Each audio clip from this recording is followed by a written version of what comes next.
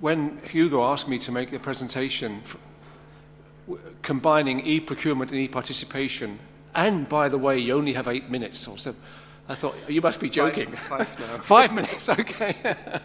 So it was a tall order.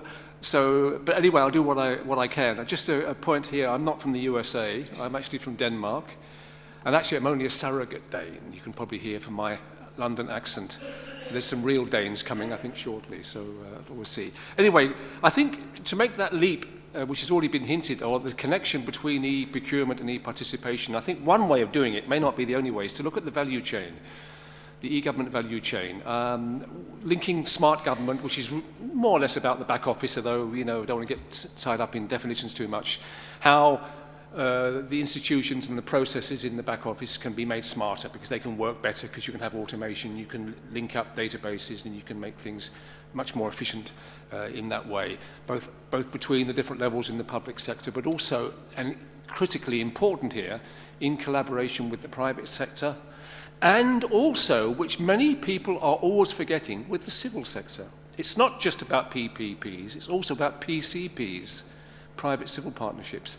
And that's particularly important when we start to think maybe not so much about e-procurement, but certainly about citizen services, because many, especially local citizen services, particularly for more disadvantaged people, but not only, often involves civil society, NGOs and other citizens groups. Civil society is, after all, only citizens organising themselves. We shouldn't think citizens just as atomised individuals. They also organise themselves. So that's, and I've done lots of work across Europe in the last 5 or 6 years, and the civil sector is actually quite heavily involved, very often at the local level, and in e-participation in providing government services and inputting to public policy making. So we mustn't forget that. Then, of course, we can link that to the front office, which is really the interface between the public sector and the users, the citizens, communities, localities, and businesses. This is where government becomes empowering, not just for itself, because that's, you know, why should government just empower itself? That's not the point. It should be empowering society, empowering citizens, empowering communities, of course. That's what it's all about. The interesting thing about IT in this is actually it's opening up, changing that value chain. It's changing the business model because new actors can come in.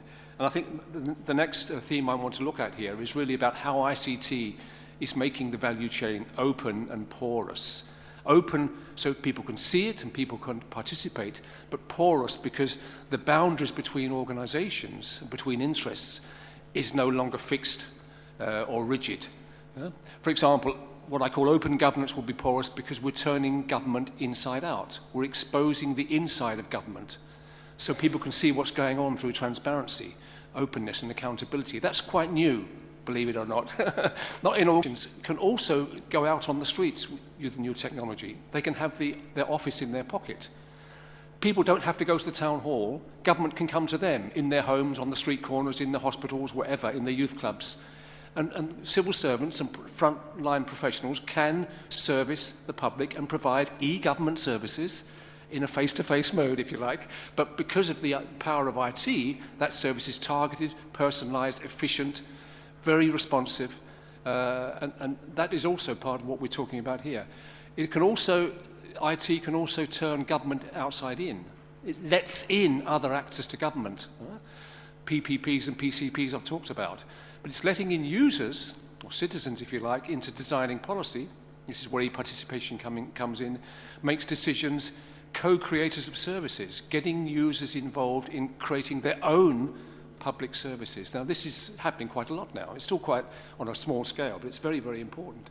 But actually, a lot of what I've talked about up to now could also describe the private sector. The private sector is also opening up. Its value chains are becoming porous, becoming more like value networks, in fact, rather than chains, because so many different actors are being involved. Just think of the car industry, and I'll try and keep this brief.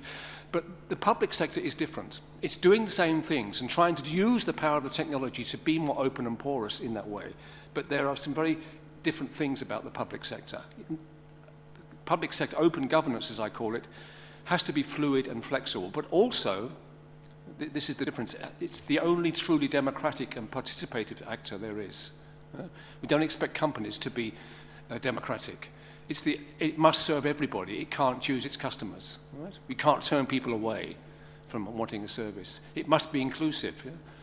It must provide also a minimum of stability and continuity over time, and continuity between geographic places as well, so that there's not huge varieties in the quality of services. It must be trustworthy, and more important, seen to be trustworthy. Now, these are all things which, okay, the private sector will also perhaps get some benefit from, which are very, very important in the public sector, and differentiate, if you like, the public sector. Focusing now just quickly on e-participation and e-engagement, it's seen in the context. We talk about the economic crisis. There's also a crisis of democracy, if you've noticed, across Europe. Maybe in the US they've solved that problem, but maybe not, I don't know. Falling participation in elections, falling membership of political parties, it's a big issue. But there's a huge growth in e-participation and e-engagement, actually. But the public sector, or government, is lagging behind. It's happening. But most e-participation is taking place in civil society, again, taking place through the public media, newspapers and broadcasters. They're online and blogging about policy issues. It's taking place also in citizens groups and things like that. But it's not always taking place with government, and that's where government is falling behind to some extent. But there's a big challenge there. A survey I've just done about this shows that in relation to government policy making, citizens aren't interested in the institutions or mechanics of how government works, right? Which is always the big barrier. But they are, believe it or not, despite what the pollsters say, people aren't turned off by policy issues that affect them. These are especially local issues in the local communities. And many of the examples we'll hear later is about local e-participation. Yeah? This is what it's often about. This really represents a power shift, ultimately, potentially. Is government ready for this? Is government, we talk about trust. Do citizens trust their government? Does government trust citizens to give them some power? That's an even bigger question, possibly. Yeah? And are citizens ready to take that? If citizens are involved in making decisions, okay, fine, good.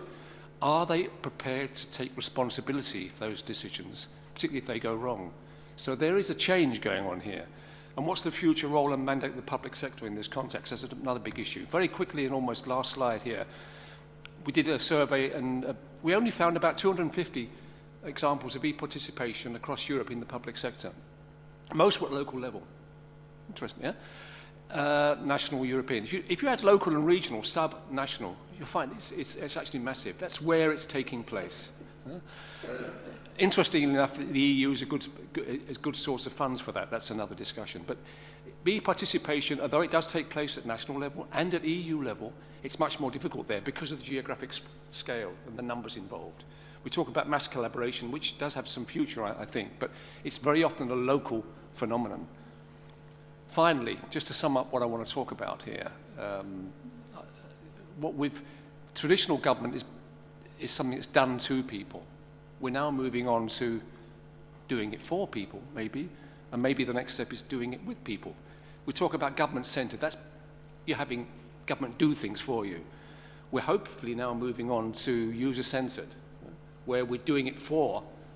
It's not being done for government, it's being done for the citizen. And the future will be user-driven.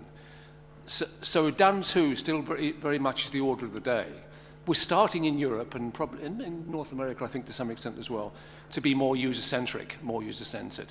But user-driven, we're still dreaming about it. It's not really happening. But the users are doing it themselves. That's the big. There's also another one, done by others. And you've heard other people talk about, like Gardner, no government, no role for government in this. My personal view is that, because it's interesting and it does happen, but I don't think you can get rid of government because, I come back to what I said before, it is the only actor which is concerned with democracy, concerned with inclusion, in the nature of its essence of its mandate. And so I don't think we can get rid of government completely. But this is, I think, where we're happening. We're starting to look at user-centric seriously. The next step is to be user-driven and actually get people involved, not just in policy making, but also designing services and also in the governance itself. Yeah? Those three areas, what I call e-engagement.